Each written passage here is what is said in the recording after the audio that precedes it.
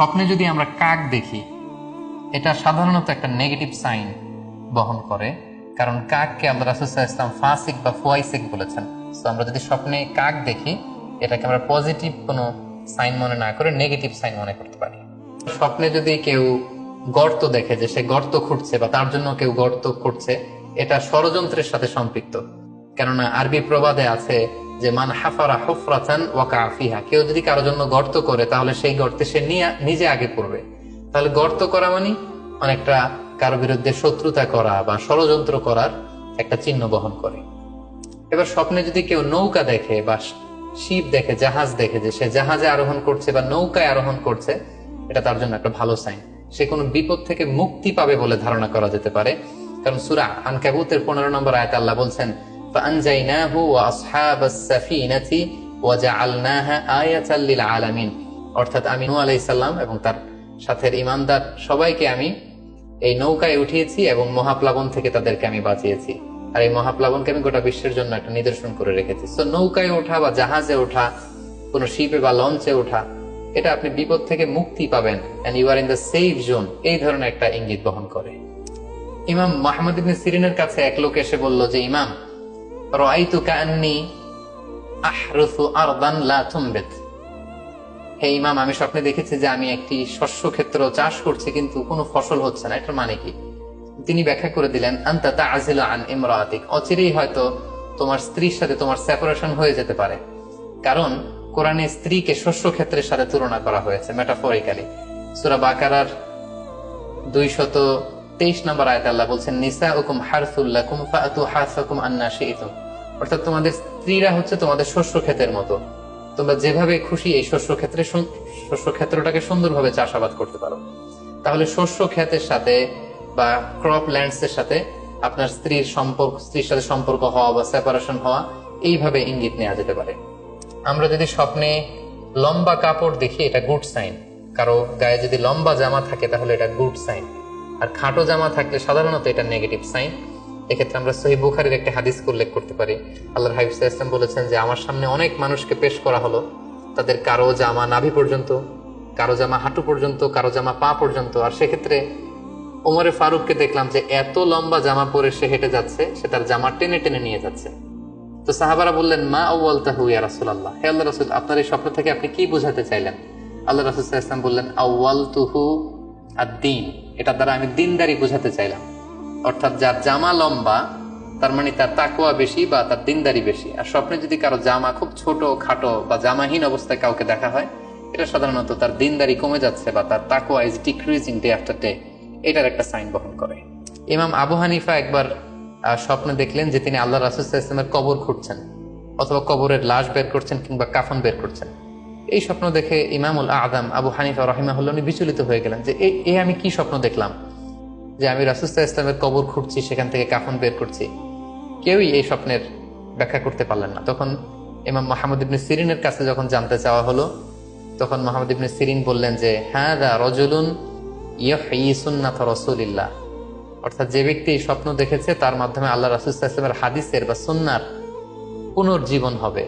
তিনি রাসূল সাল্লাল্লাহু আলাইহি ওয়াসাল্লামের সুন্নাহগুলোকে পুনরুজ্জীবন দান করবেন, পুনরুজ্জীবিত করবেন।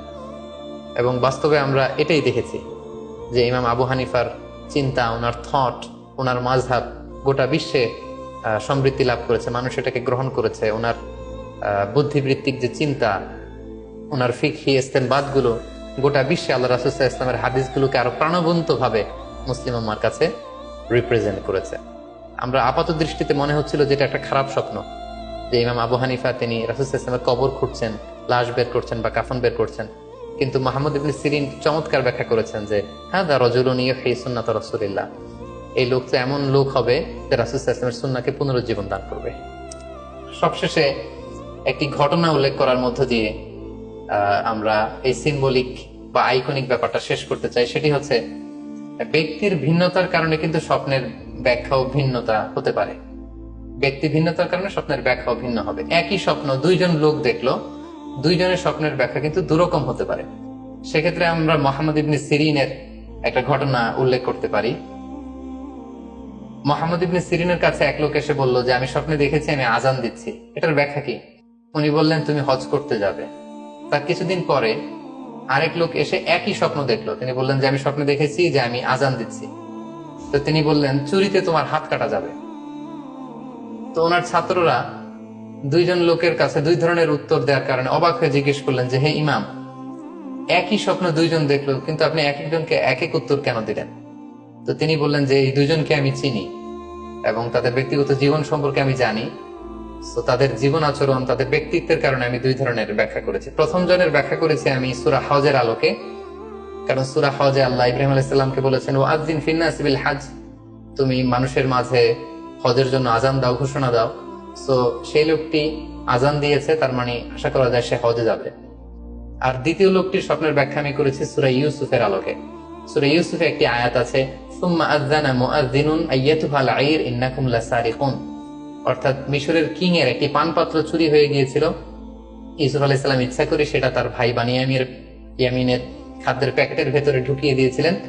আর তখন সেখানকার স্টাফরা বা সৈনিকেরা আজান দিয়েছিল, মানে ঘোষণা দিয়ে বলেছিল হে ক্যারাভান, হে কাফেলার লোকেরা, তোমরা চুরি করেছো।